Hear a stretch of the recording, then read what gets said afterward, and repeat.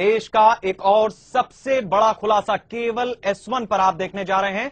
जिस सोहराबुद्दीन के एनकाउंटर पर लगातार सवाल उठ रहे हैं, उसी सोहराबुद्दीन का एक और चेहरा है।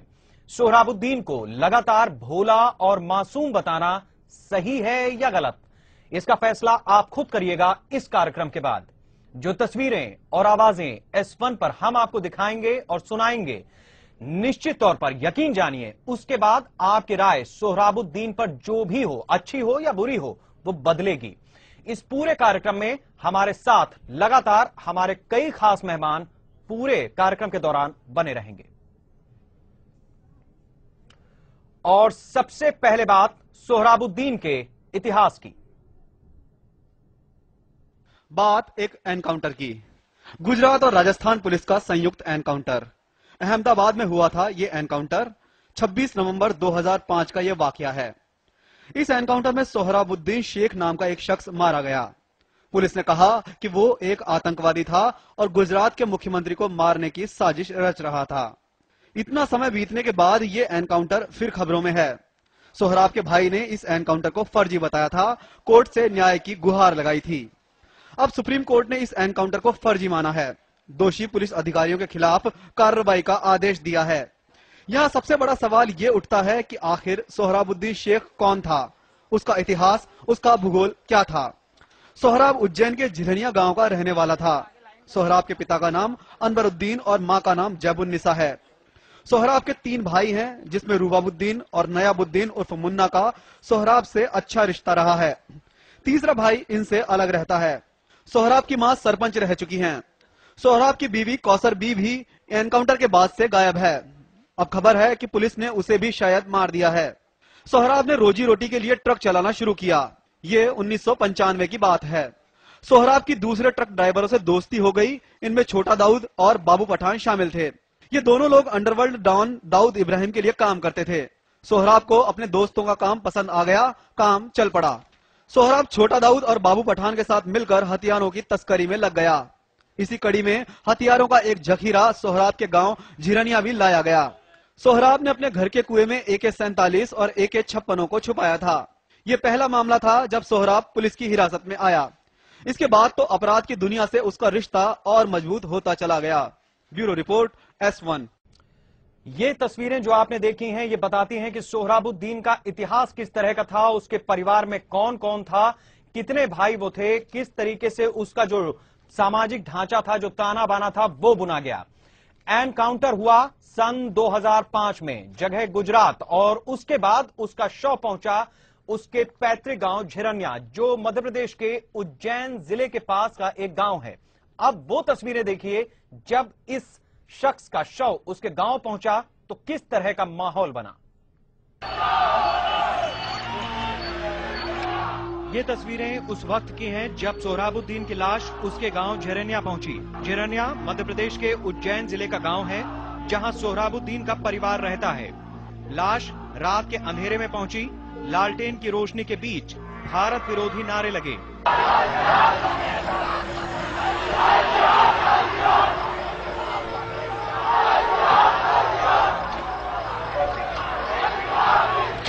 सोहराबुद्दीन को शहीद बताया गया।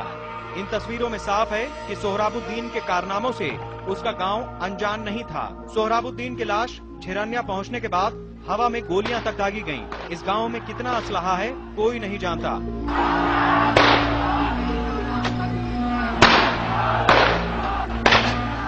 इतना जरूर है कि सन 1995 में सोहराबुद्दीन के खेत के कुएं से 2 AK-56 और 24 AK-47 राइफलें बरामद की गई थीं। आमतौर पर कोई मैयत बेहद गमगीन और खामोशी के माहौल में दफनाई जाती है, लेकिन ये तस्वीरें बताती हैं कि इस लाश के साथ कई इरादे ढेर हुए, कई बड़े इरादे बनाए भी गए।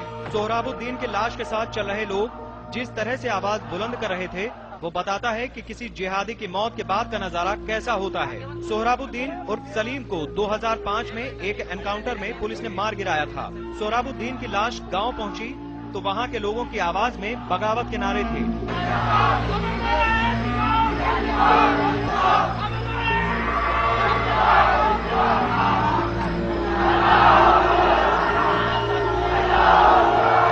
वो उन लोगों से बदला लेना चाहते थे जिन्होंने सोहराब को मार गिराया। जिस सोहराबुद्दीन की मौत का जरिया फर्जी एनकाउंटर बताया जा रहा है, उसकी मौत के बाद मातम के नाम पर देश विरोधी नारे और लगातार असलहों से फायरिंग।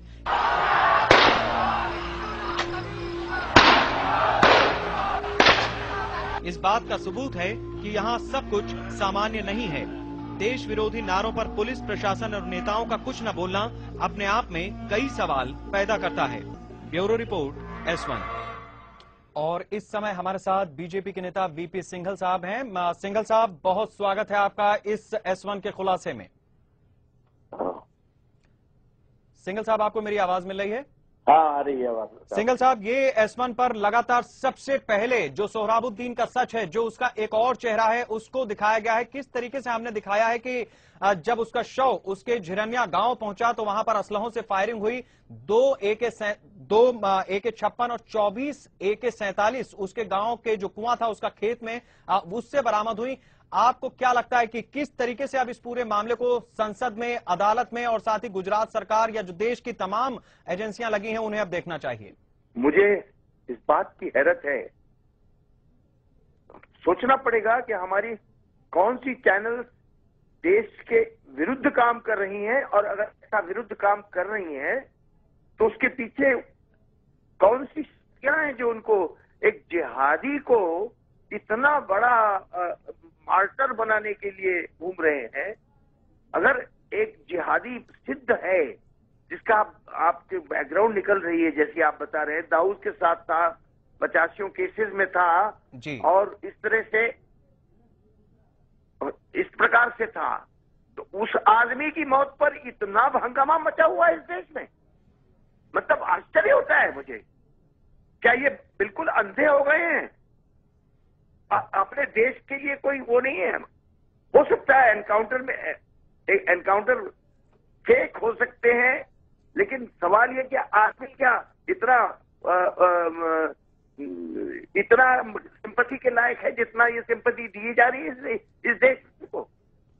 जी सिंघल साहब, यहां मैं अगला सवाल ये रखना चाहूंगा, थोड़ा सा तल्ख जरूर है, चूंकि आप खुद भी बीजेपी से ताल्लुक रखते हैं और ये पूरा मामला गुजरात में हुआ जहां नरेंद्र मोदी लगातार किसी न किसी वजहों से निशाने पर आते रहे। ऐसे में जिस तरीके से उन्होंने इस पूरे मामले में गुजरात सरकार ने दिलचस्पी दिखाई, आगे बढ़कर के जो पूरे मामले को कहा है कि हाँ फर्जी मुठभेड़ थी, 3 लोगों को, IPS अधिकारियों को गिरफ्तार किया गया है। अब आपको क्या लगता है कि इस खुलासे के बाद क्या गुजरात सरकार अपने बयान से पलट सकती है, या फिर इस जांच में जो गहराइयां हैं उनको समझ करके जांच एजेंसियां अब उस दिशा में जाएंगी? देखिए, इसमें ऐसा है कि जांच एजेंसी, क्योंकि वही लोकल ऑफिसर्स के खिलाफ जांच थी और लोकल ऑफिसर्स ने करी है जी, तो ये सोच करके कि जिसने भी करी है बोनाफाइड उसने जांच करी है और सही करी होगी, इसलिए उन्होंने एक्शन ले लिया अपने IPS ऑफिसर्स के खिलाफ, और भाई जो आई है जांच उसके अनुकूल काम करो। लेकिन अब जब ये बैकग्राउंड निकल रही है उस आदमी की जो मारा गया है, इतना बड़ा जिहादी था, इतना बड़ा आतंकी खुद था वो, तो फिर तो सोचना पड़ेगा कि वो जांच जो IG ने करी, वह जांच कहां तक ईमानदार थी, कहां तक गलत थी, कहां तक क्या था। यानी ये जांच में इस सोहराबुद्दीन के जो बैकग्राउंड आज आप बता रहे हैं जी, वो बैकग्राउंड उसमें क्यों नहीं आ पाई? आखिर उस IG ने जिसने जांच करी है उसने किस बात की जांच करी? लोग जो फेक एनकाउंटर में जो जांच करने निकलते हैं तो हर चीज की जांच होती है, जो मारे जाते हैं उनकी भी जांच होती है, उनकी बैकग्राउंड की जांच होती है। किस प्रकार की जांच करी है जो आज इतने आप सनसनीखेज फैक्ट निकाल के लाए हैं उस आदमी के खिलाफ जी, और वो उन्होंने कह दिया कि मासूम था और मार दिया गया इस तरह से? जी तो सिंघल दोबारा साहब, सोचना पड़ेगा। जी सिंघल साहब, जाहिर सी बात है कि ये बहुत बड़ा सवाल है, हमने उठाया है, लगातार हम इन तस्वीरों को दिखा रहे हैं। आप हमारे साथ बने रहिए, हम वापस लौटेंगे आपके पास। इस बीच हम अपने दर्शकों को बता दें कि जिस तरीके से ये पूरा मामले, ये तस्वीरें जो आप अपनी टेलीविजन स्क्रीन पर देख रहे हैं, ये जो शख्स कपड़े में अपना मुंह छिपाए पुलिस के साथ आगे बढ़ रहा है, ये सोहराबुद्दीन की तस्वीर थी। ये उसके गांव का वो मकान जहां से 56 AK-56 राइफलें 24 बरामद हुई और 2 AK-47 राइफलें बरामद हुई।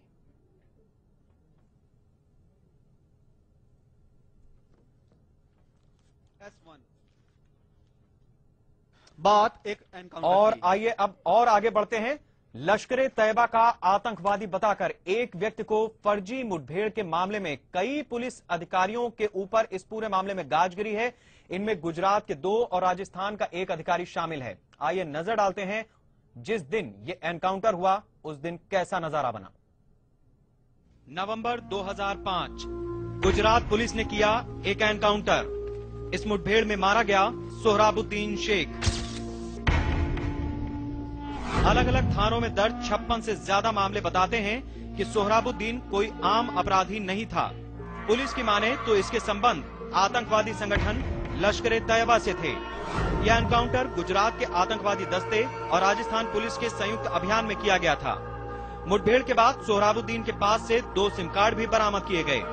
दोनों नंबर कराची के थे। जिस शख्स के नाम से ये सिम कार्ड खरीदे गए उसका नाम था मोहम्मद आबिद, जो कराची का रहने वाला था।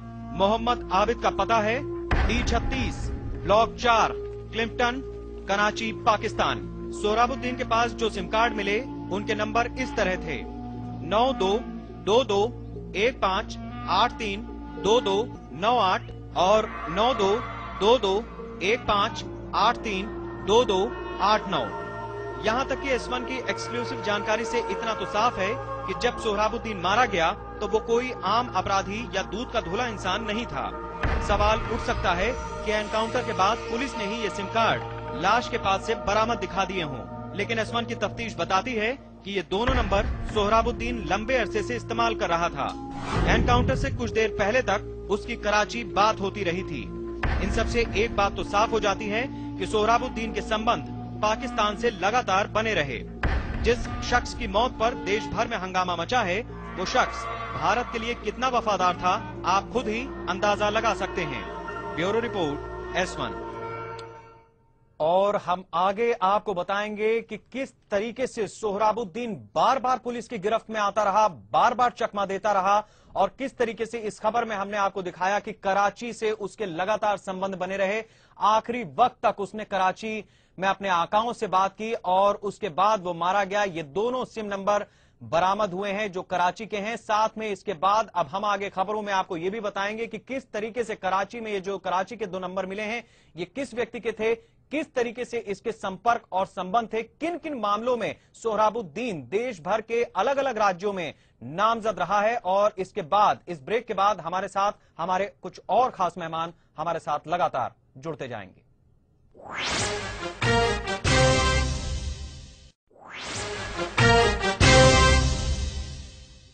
ब्रेक के बाद एक बार फिर आपका बहुत स्वागत है S1 के इस खास कार्यक्रम में। हम दिखा रहे हैं इस समय देश की सबसे बड़ी खबर है ये। सोहराबुद्दीन के कई चेहरे हैं, उसके काफी सच हैं जो अभी तक मीडिया और लगातार लोगों से दूरी बनाए हुए थे। लेकिन सबसे पहले S1 उन तमाम चेहरों को, उन तमाम पहलुओं को आपके सामने लेकर के आया है जो सोहराबुद्दीन के सच के कई राज खोल रहे हैं। हम एक बार फिर से चलेंगे VP सिंघल साहब के पास। सिंघल साहब, आपसे जानना चाहेंगे कि अभी जो हमने खबर दिखाई उससे ये पता चलता है, ये साफ होता है कि सोहराबुद्दीन के पास कराची के 2 मोबाइल नंबर थे। एनकाउंटर जब उसका हुआ तो उससे थोड़ी देर पहले तक उसकी कराची बात होती रही थी।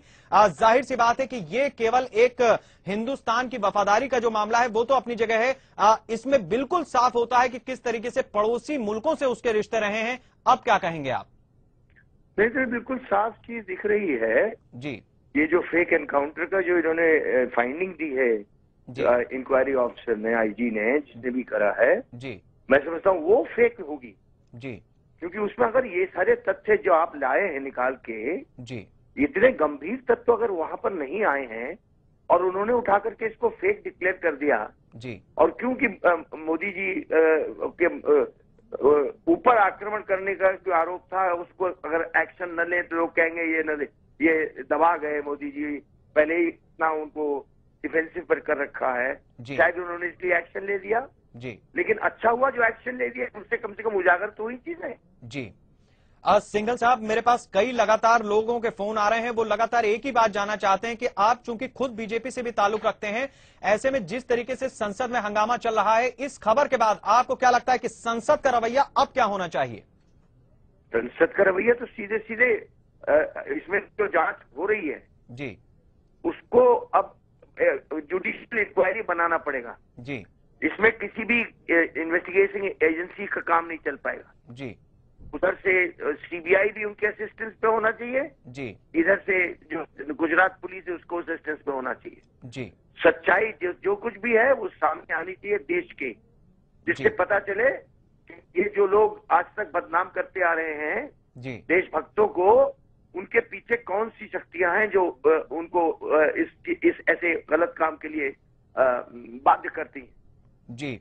सिंघल साहब आप हमारे साथ बने रहिए क्योंकि इस पूरी खबर में कई ऐसे पहलू हैं जहां पर लगातार आपकी राय की जरूरत हमें पड़ेगी। इस समय हम अपने दर्शकों को बताएं कि हमारे साथ एक बहुत खास मेहमान मयंक जैन जी हैं जो टेररिज्म एक्सपर्ट हैं और कई ऐसे मामलों पर उनकी बेबाक राय रही है और साथ ही कई पहलुओं को उन्होंने अपनी नजर से सामने भी लाया है। मयंक जी बहुत स्वागत है आपका इस S1 के खास खुलासे में।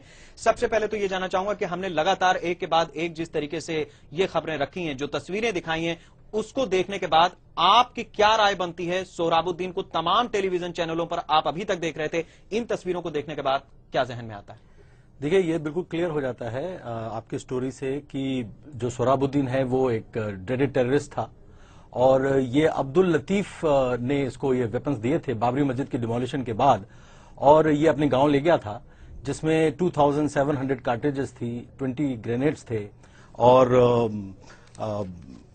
ये AK-57 थे जी। तो बहुत सारा असला ये वहां पर ले गए थे और इनका जो ताल्लुक था वो टेररिस्ट ऑर्गेनाइजेशंस के साथ था।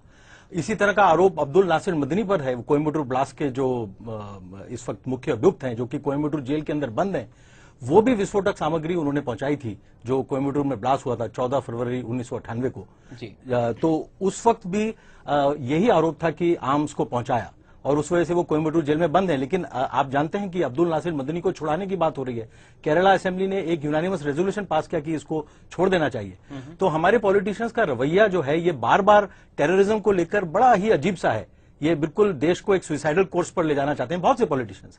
और आप ये देखिए कि जिस वक्त गीता जौहरी जो कि IG CID की जिसने रिपोर्ट ये बनाई थी सोहराबुद्दीन की, जब ये रिपोर्ट आई होगी और सुप्रीम कोर्ट में वो रिपोर्ट पेश की होगी तो किसने मिठाई बांटी होगी?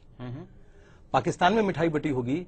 जो कुछ ह्यूमन राइट्स ऑर्गेनाइजेशंस हैं जो पंजाब में जिन्होंने KPS गिल जैसे ऑफिसर्स और संधू जैसे ऑफिसर, एक ऑफिसर ने सुसाइड किया, ऐसी स्थिति उन्होंने बना दी। तो KPS गिल ने अभी रिसेंटली जब ये बुक रिलीज हुई थी NGO activist and foreign funds, ये बुक सितंबर में रिलीज की थी यहां पर दिल्ली में। उस वक्त KPS गिल बोले थे, उन्होंने कहा था कि जब टेररिस्ट के पास AK-47 का हथियार खत्म हो जाता है तो वो लिटिगेशन का हथियार अपना लेते हैं।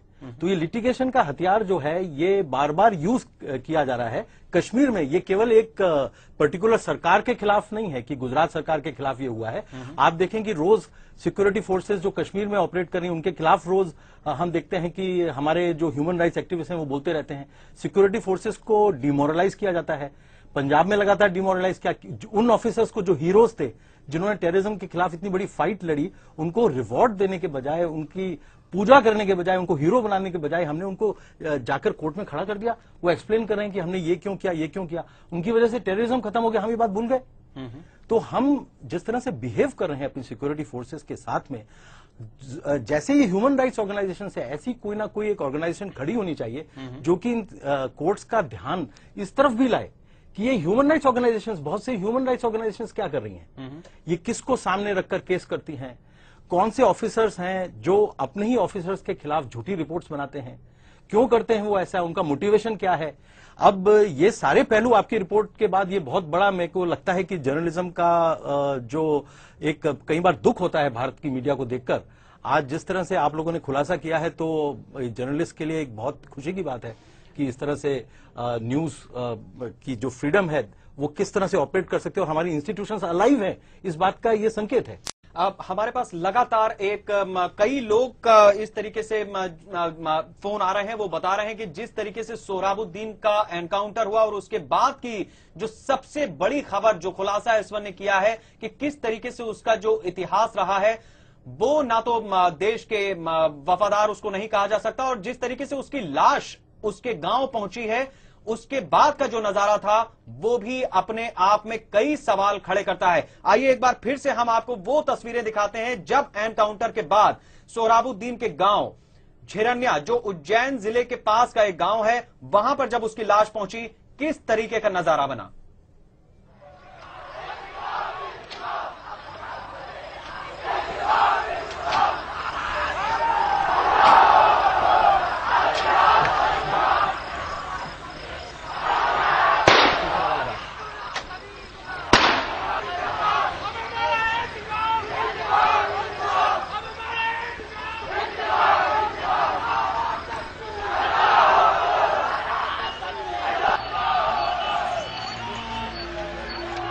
ये तस्वीरें उस वक्त की हैं जब सोहराबुद्दीन की लाश उसके गांव झिरन्या पहुंची। झिरन्या मध्य प्रदेश के उज्जैन जिले का गांव है, जहां सोहराबुद्दीन का परिवार रहता है।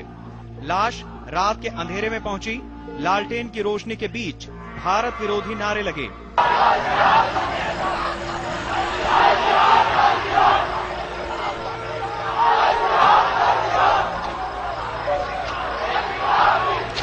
सोहराबुद्दीन को शहीद बताया गया। इन तस्वीरों में साफ है कि सोहराबुद्दीन के कारनामों से उसका गांव अनजान नहीं था। सोहराबुद्दीन की लाश झिरन्या पहुंचने के बाद हवा में गोलियां तक दागी गईं। इस गांव में कितना असलहा है, कोई नहीं जानता।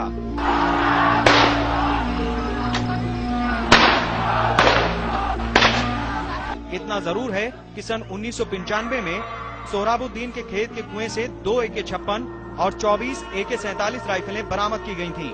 आमतौर पर कोई मैयत बेहद गमगीन और खामोशी के माहौल में दफनाई जाती है, लेकिन ये तस्वीरें बताती हैं कि इस लाश के साथ कई इरादे ढेर हुए, कई बड़े इरादे बनाए भी गए। सोहराबुद्दीन के लाश के साथ चल रहे लोग जिस तरह से आवाज बुलंद कर रहे थे, वो बताता है कि किसी जिहादी की मौत के बाद का नजारा कैसा होता है। सोहराबुद्दीन उर्फ सलीम को 2005 में एक एनकाउंटर में पुलिस ने मार गिराया था। सोहराबुद्दीन की लाश गाँव पहुँची तो वहाँ के लोगों की आवाज में बगावत के नारे थे।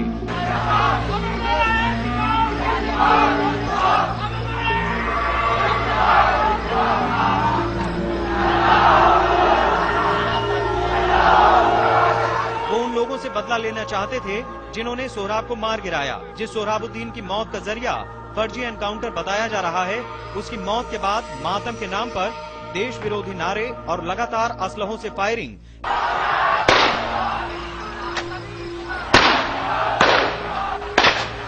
इस बात का सबूत है कि यहाँ सब कुछ सामान्य नहीं है। देश विरोधी नारों पर पुलिस प्रशासन और नेताओं का कुछ न बोलना अपने आप में कई सवाल पैदा करता है। Bureau report S1। और हम आज सबसे बड़ा खुलासा कर रहे हैं। देश की सबसे बड़ी खबर है इस समय। सोहराबुद्दीन के कई चेहरे हैं। सोहराबुद्दीन कौन था? सोहराबुद्दीन जिस तरीके से उसका एनकाउंटर हुआ, उसके बाद लगातार जिस तरीके से खबरें आ रही थीं, उसके अलावा किस तरीके की उसका चरित्र रहा है, कितने उसके पीछे उसके चेहरे पर पर्दे डालने की कोशिश हो रही है या पड़े हुए हैं या उठाए जाने बाकी हैं, इन तमाम पहलुओं पर हम लगातार बने हुए हैं। फिलहाल हम लेंगे एक छोटा सा ब्रेक। ब्रेक के बाद जब लौटेंगे तो आपको बताएंगे कि किस तरीके से सोहराबुद्दीन एक बार नहीं कई बार पुलिस के हत्थे चढ़ा और चकमा देता रहा।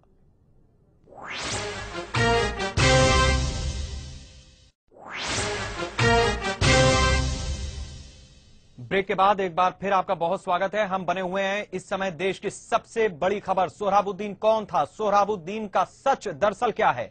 जिस सोहराबुद्दीन को निर्दोष बताया जा रहा है, उसी सोहराबुद्दीन के नाम देश के कई राज्यों में कई तरह के केस हैं, और वो भी छोटे बड़े मामले नहीं, काफी गंभीर मामले हैं। 3 और 4 नवंबर की रात साल 1995, जगह मध्य प्रदेश के उज्जैन जिले का झिरन्या गांव। ये गांव सोहराबुद्दीन का गांव है। वही सोहराबुद्दीन जिसका 2005 में एनकाउंटर किया गया। पुलिस को सोहराबुद्दीन के खतरनाक इरादों की भनक लगी। गुजरात ATS के DSP AS देसाई और DIG BL अटल की अगुवाई में दस्ते ने छापेमारी की। छापेमारी में सोहराबुद्दीन के खेत में बने कुएं से पुलिस ने 2 AK-56 और 24 AK-47 राइफलें बरामद की। दरअसल सोहराबुद्दीन का नाम पहली बार लिया इंदौर के शराब तस्कर महमूद खान ने। पुलिस ने महमूद खान के 9th माइल नाम के फार्म हाउस से हथियार बरामद किए। कड़ी पूछताछ के बाद महमूद ने सोहराबुद्दीन, पप्पू पठान और बाबू पठान का नाम लिया। इसके साथ ही उसने खुलासा किया कि ट्रक नंबर MP 14 9177, जिसका बाद में नंबर बदलकर MP 23 1935 और MOU 686 से भारी मात्रा में RDX, गोला बारूद और AK-47 और AK-56 राइफलें लाई गई हैं। उसने ये भी खुलासा किया कि इस सारे ऑपरेशन को दाऊद इब्राहिम का दाहिना हाथ अब्दुल लतीफ संचालित कर रहा था। महमूद ने बताया कि ये सारा जखीरा गुजरात के कांडला पोर्ट से आगे बढ़ा है। इसके बाद पुलिस हरकत में आई, झिरनिया पहुंची और एक बड़ी साजिश को अंजाम से पहले ही नेस्तो नाबूद कर दिया गया। सोहराबुद्दीन की कहानी यहीं खत्म नहीं होती। 24 जुलाई साल 2003 में सोहराबुद्दीन पुलिस के हत्थे चढ़ा। इस बार उसका नया नाम था सलीम। किसी बड़ी वारदात को अंजाम देने के इरादे से वो अपना फर्जी ड्राइविंग लाइसेंस और फर्जी मार्कशीट के साथ धरा गया। इसके अलावा पुलिस ने फरवरी 2004 में सोहराब को इंदौर के खजराना से भी गिरफ्तार किया, लेकिन यहां भी वो चकमा देने में कामयाब रहा।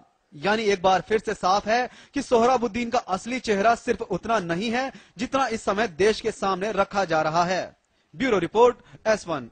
और इस समय हमारे साथ गुजरात से आईएनसी के नेता टी.ए. चौधरी साहब हैं। चौधरी साहब, बहुत स्वागत है आपका इस खास कार्यक्रम में। नमस्कार चौधरी साहब, जिस तरीके से S1 ने खुलासा किया है, अब आप क्या कहेंगे? सोहराबुद्दीन दरअसल कौन था? वही सच हम जानना चाहते हैं कि सोहराबुद्दीन कौन था, क्योंकि हमको भी ये पता नहीं था कि फर्जी एनकाउंटर क्या होता है जी। अभी आज जो ये बात मीडिया के थ्रू बाहर आई है, तो हम भी ये जानना चाहते हैं कि सोहराबुद्दीन वाकई में कौन था। ये आतंकवादी था या आम आदमी था या छोटा गुनहगार था या बड़ा गुनहगार था? जी, तो उसकी जांच सही तरह से होनी चाहिए, वही हम चाहते हैं। जी चौधरी साहब, हम आपको जानकारी दे दें, S1 ने सबसे पहले देश में ये खुलासा किया है कि जो सोहराबुद्दीन था वो दरअसल उसके गांव से 1995 में 24 AK-47, 2 AK-56 बरामद हुई थी। उसी के घर के पास के जो घर था उसका, उसमें एक कुआं बना था। उसी से गुजरात की ही एक टीम आई थी जिसमें DIG अटल थे और साथ में उनके साथ पूरी टीम थी। उनकी अगुवाई में ये टीम आई थी गुजरात से और उसने छापा मारा था। इसके बाद कई मामलों में वो पकड़ा गया। दाऊद के साथ उसके संबंध रहे हैं। जिस तरीके से लगातार वो 2 से 3-4 बार तक पुलिस की हिरासत में आया और उसके बाद चकमा देकर के फरार होता रहा। अब सवाल यह है कि गुजरात सरकार को भी कई लोग कटघरे में खड़ा कर रहे हैं, लेकिन इस सच को जानने के बाद अब अक्रॉस दी पार्टीज किस तरीके का माहौल बनना चाहिए, आपको क्या लगता है? नहीं, अगर आज एक मेरे पास भी एक AK-47 मिल जाए तो मैं कटघरे के अंदर खड़ा होता पाऊंगा। तो इतनी सारी AK-47 आपको 95 में मिली, तो आपने अरेस्ट क्यों नहीं किया उसको? जी, आज ये बात कहाँ से आई? तो उस वक्त 95 में गुजरात पुलिस ने अगर जो बरामद की थी, आप जो बता रहे थे इतनी AK-47 थी और राइफल थी, तो उस वक्त आपने क्यों उसको अरेस्ट नहीं किया? जी चौधरी साहब, कुछ और जानकारी हम आपको देना चाहते हैं। हमारे साथ मयंक जैन जी हैं जो टेररिज्म एक्सपर्ट हैं, उनसे आगे की जानकारी। पता नहीं है, अब आज के इंडिया टुडे में छपा है कि मिड-90s में सोहराबुद्दीन को 5 साल की सजा हो चुकी है इस केस के लिए।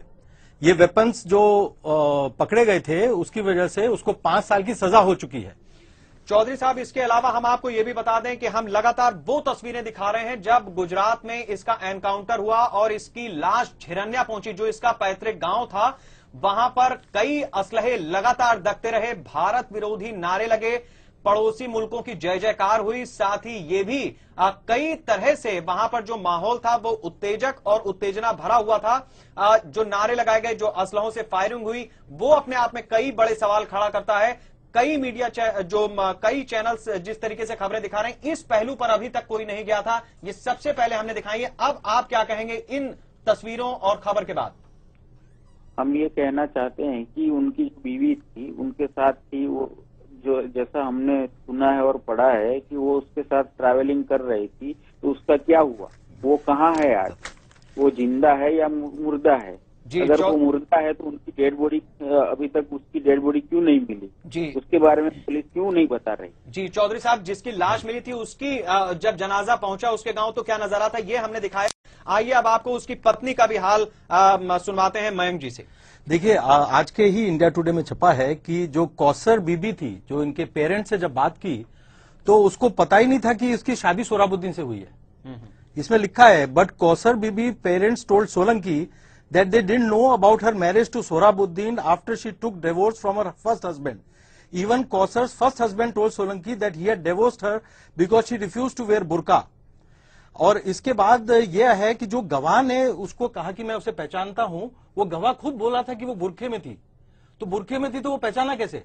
ये बात आज के इंडिया टुडे में है, तो सारे लूपहोल्स हैं स्टोरी में। जी चौधरी साहब, अब आपको क्या लगता है कि दरअसल जो गुजरात स्टेट की पुलिस है कहीं ना कहीं वही डिफॉल्टर नजर आ रही है इस पूरे मामले में? जो भी डिफॉल्टर है उसको सजा मिलनी चाहिए, यही हम चाहते हैं। हम इसको पॉलिटिकल मुद्दा बनाना नहीं चाहते जी, लेकिन जो वाकया सही है वो हमारे सामने और जनता के सामने आना चाहिए।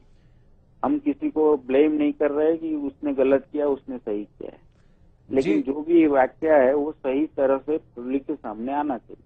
जी चौधरी साहब, बहुत बहुत शुक्रिया हमारे साथ इन तमाम जानकारियों और अपनी राय रखने के लिए, बहुत बहुत शुक्रिया।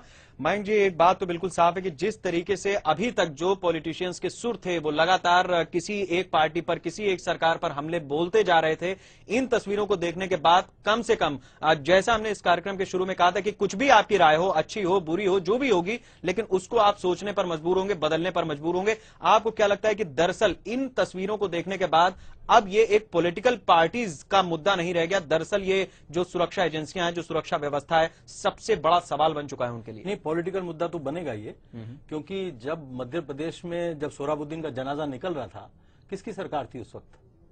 दिग्विजय सिंह की सरकार थी ना जी। तो अब उनसे पूछा जाना चाहिए कि उस वक्त एंटी नेशनल स्लोगन्स हो रहे थे और AK-47 से फायरिंग हो रही थी, राइफल से फायरिंग हो रही थी ओपनली, तो इन पॉलिटिकल पार्टी से आज जवाब लेना पड़ेगा। किसी जर्नलिस्ट को तो जाकर पूछना पड़ेगा उनसे, और इन सभी पॉलिटिशियंस को जवाब देना पड़ेगा जी, जो इस तरह के स्टैंड लेते हैं। इनका स्टैंड क्या था? कांग्रेस का स्टैंड क्या था पंजाब में, जिस वक्त पंजाब की पुलिस के खिलाफ आंदोलन चल रहा था, पंजाब की पुलिस अपनी जान पर खेलकर टेररिस्ट से लड़ रही थी, सिक्योरिटी फोर्सेस के खिलाफ क्या जिस तरह से ह्यूमन राइट्स ऑर्गेनाइजेशंस और कई सारे लोग पड़े हुए, पीछे पड़े हुए कश्मीर में, हमारे कई ह्यूमन राइट्स वाले जाकर पाकिस्तान की सरजमीन पर कहते हैं कि अगर भारत ने जो पाकिस्तान के खिलाफ, अरुंधति रॉय कहती है कि पाकिस्तान के खिलाफ अगर मिसाइल डाली तो मैं खुद जाकर उसे रिसीव करूंगी पाकिस्तान में जाकर। तो इन ह्यूमन राइट्स ऑर्गेनाइजेशंस का पूरा डिसेक्शन होना चाहिए, पता होना चाहिए कि ये लोग के फंड्स कहां से आते हैं, इनको कौन लोग मोटिवेट करता है,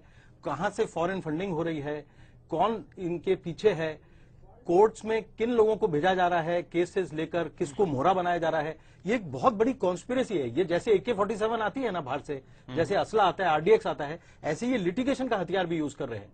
तो अभी ये लिटिगेशन, झूठी लिटिगेशन से कोर्ट का समय बर्बाद किया जा रहा है। देश की सुरक्षा एजेंसी वंजारा जैसे, जो वहां पे हीरो माना जाता है गुजरात में, जैसे दिनेश जी जो अरेस्टेड हैं इस वक्त बाय गुजरात पुलिस, वो हीरो माने जाते हैं राजस्थान में, क्योंकि उन्होंने बहुत सारे जो गुंडे हैं, टेररिस्ट हैं, डेकॉइट्स हैं, उनको मार गिराया है। ऐसी वंजारा ने पिछले 5 साल में 10 डेडेड टेररिस्ट को मारा था जी। खूब हल्ला मचता है हर बार, और बाद में पता चलता है लश्कर-ए-तैयबा की वेबसाइट पर आता है लिखकर कि जो इशरत जहां थी वो तो एक शहीद हो गई। उसके पहले ये सारे ह्यूमन राइट्स वाले जाकर क्लेम करते हैं कि एक लड़की को मार दिया बेचारी को जी।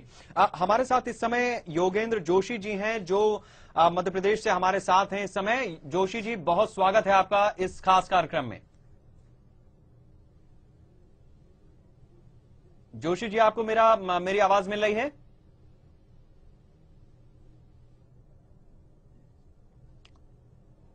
चलिए हम कोशिश करेंगे कि योगेंद्र जोशी जी के पास चलें।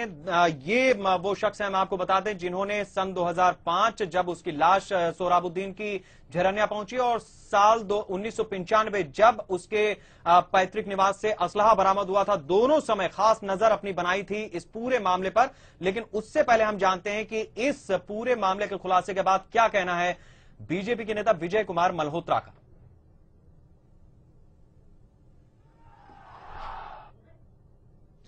के खिलाफ, आतंकवादी के खिलाफ 60 केसेस थे, और बहुत से केसेस तो उस समय थे जब भाजपा की सरकारें नहीं थी। मध्य प्रदेश में, गुजरात में, महाराष्ट्र में, जहां कांग्रेस की सरकारों ने उनके खिलाफ सिक्योरिटी एक्ट में, कोटा में, AK-47 रखने में, हत्या करने में, आतंकवाद की मदद करने पे 60 केसेस जिसके खिलाफ थे, ऐसे व्यक्ति को यहाँ पर आकर के और महिमा मंडित करना, उसका बड़ा भारी उसके पक्ष में जैसे को बहुत बड़ा हीरो हो, इस प्रकार से सिद्ध करना, कहना कि बिल्कुल निर्दोष था, ये एक मानसिकता का प्रतीक है। इसीलिए जब प्रधानमंत्री कहते हैं कि किसी कम्युनिटी को टारगेट नहीं करना चाहिए, तो आतंकवादी जो हैं, हर एक मुसलमान आतंकवादी नहीं है, पर जितने आतंकवादी हैं वो मुसलमान हैं। तो इसलिए अगर टारगेट नहीं करना, इसलिए उनको छोड़ ही देना है, तो खुला छोड़ देना चाहिए कि जो चाहे वो आतंकवाद करें, फिर ना अफजल की तरह उनको फांसी होगी और ना कोई और व्यक्ति कितना ही बड़ा आतंकवादी हो उसके खिलाफ पुलिस कोई कार्रवाई करेगी। तो एक बहुत ही गलत परंपरा स्थापित की जाए। और आइए आप जानते हैं क्या कहना है कांग्रेस के नेता कपिल सिब्बल का। अगर कोई आतंकवादी दिखता है तो उसको मोदी की सरकार के पास भेज दो और उसका इनकाउंटर हो जाएगा, वो खत्म हो जाएगा। क्योंकि अगर इस देश का कानून ये है कि किसी के ऊपर कोई आरोप लगे तो उसका आपको हत्या करना है और उसका इनकाउंटर करना है, तो सारे हिंदुस्तान के जो आरोपी हैं उनको गुजरात भेज दिया जाए और सब मामला ठीक हो जाए। और हमारे साथ योगेंद्र जोशी जी आ चुके हैं जो पूरे इस मामले पर पिछले 11 साल से लगातार नजर बनाए हुए हैं। जोशी जी, आपका बहुत स्वागत है इस खास कार्यक्रम में। धन्यवाद सर। जोशी जी, आपसे जानना चाहेंगे कि सन 1995 जो सरकार मध्य प्रदेश में थी, जिस तरीके से असलहे बरामद हुए, उसके बाद किस तरीके से सरकारी कामकाज हुआ और जो सोहराबुद्दीन था उसका क्या हुआ?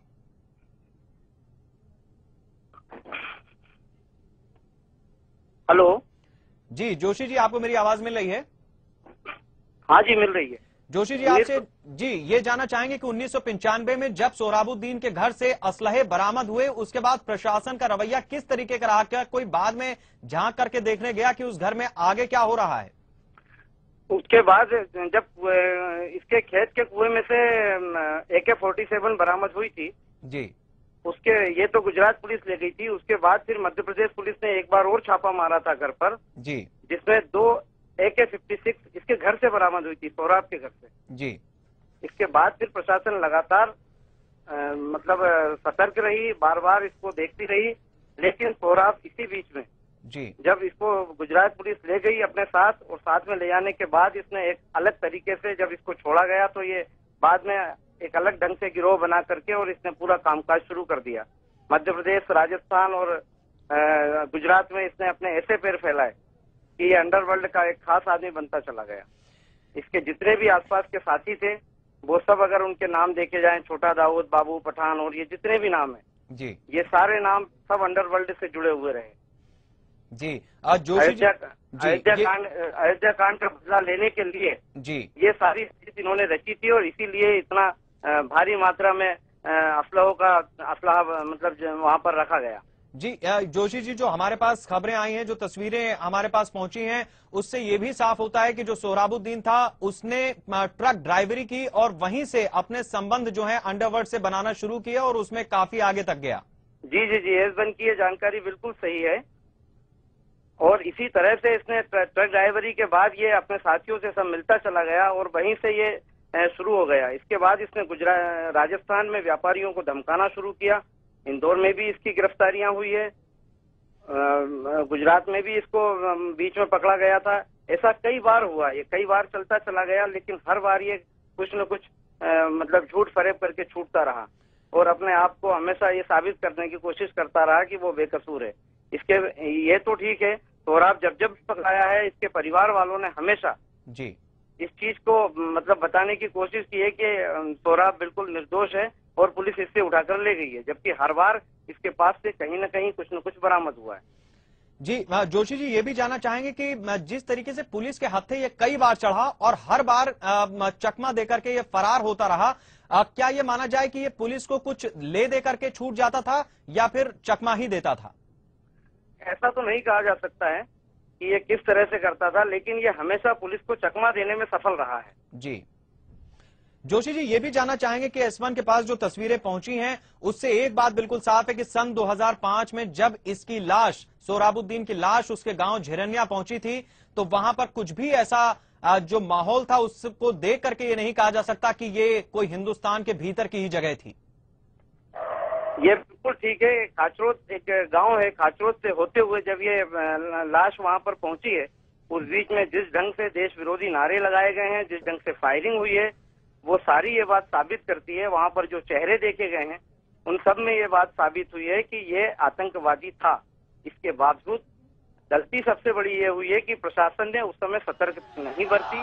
यदि उसी समय उन सारे चेहरों को देख लिया होता, यदि उन सारी चीजों को समझ लिया होता तो आज ये हालात पैदा नहीं होते कि सोहराब एक कितना बड़ा आतंकवादी जी जोशी जी, आप हमारे साथ बने रहिए। हम लगातार इस खबर पर बने हुए हैं। हम अपने दर्शकों को बता दें कि ये देश का इस समय का सबसे बड़ा खुलासा है। सोहराबुद्दीन का एक ऐसा चेहरा S1 ने देश के सामने सबसे पहले रखा है जिसको देख करके कई लोगों की राय बदलेगी और वो बदलने पर या सोचने पर जरूर मजबूर हो जाएंगे। कई तरह के ऐसे जो पहलू हैं जो अभी तक मीडिया में सामने नहीं आए थे, उसे सोहराबुद्दीन के जो सच हैं S1 सबसे पहले आपके सामने दिखा रहा है। हम लगातार इस खबर पर बने रहेंगे। फिलहाल हमें एक छोटा सा ब्रेक लेना है और ब्रेक के बाद जब लौटेंगे तो आपको बताएंगे कि किस तरीके से देश के अलग अलग हिस्सों में इसके खिलाफ मुकदमे, गंभीर मुकदमे चल रहे थे।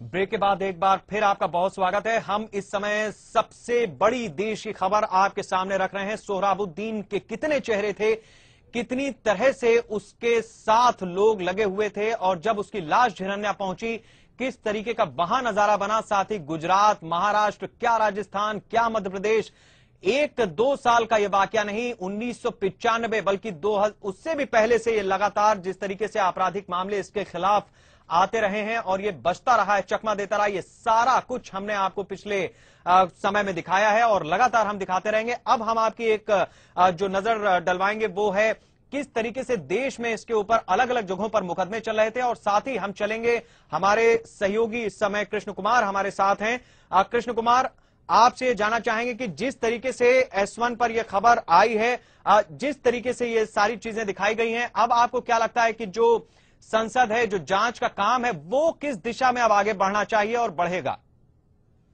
देखिए, सबसे पहली बात है कि पिछले 2 दिनों से पार्लियामेंट जो चल रहा है उस पर ये सोहराबुद्दीन पर तमाम चर्चा हुई है, तमाम तरह का यहाँ पे एक हंगामा हुआ है। लेकिन एक जिस तरह से अभी हम पिछले 1 घंटे से ये दृश्य दिखा रहे हैं, उसके बाद से बीजेपी को बहुत बड़ा बचने के लिए मुद्दा मिल गया है। अब अभी कुछ देर पहले मेरी बीजेपी नेताओं से बात हुई जो हमारे चैनल से जिन्होंने ये विजुअल देखे हैं, उसके बाद वो साफ तौर से कह रहे हैं कि अब हम उल्टा यूपी उन लोगों पर हमला करेंगे जो हम लोगों को कटघरे में खड़ा कर रहे थे, जो मोदी सरकार पर हमला कर रहे थे। मेरे वहां के गृह मंत्री से भी बात हुई है तो उन्होंने कहा कि जो दृश्य हम देख रहे हैं इसको कुछ देर बाद हम अपने और पार्टी के अन्य नेताओं से भी बातचीत करेंगे, उनको दिखाएंगे और जो हम लोगों को घेरा गया है, जो बीजेपी को, एनडीए को घेरा गया है सदन में, उसका जवाब, मुंहतोड़ जवाब कांग्रेस को दिया जाएगा। तो एक बहुत बड़ी चीज सामने आई है, जो एक बहुत बड़ी उपलब्धि है कि जो एक आतंकवादी को बचाने के लिए, आतंकवादी पे जो भी पूरा एक पर्दा हटाने की कोशिश करी गई है, उसको बचाने का जो प्रयास किया जा रहा था, उस पे एक जो पर्दा हटा है, इसको लेकर के बीजेपी और एनडीए को पूरा एक मुद्दा मिला हुआ है। और अब उल्टा यूपीए पे को अगर हम देख सकते हैं 1-2 दिन बाद अगर सदन में ये मुद्दा उठेगा फिर से, तो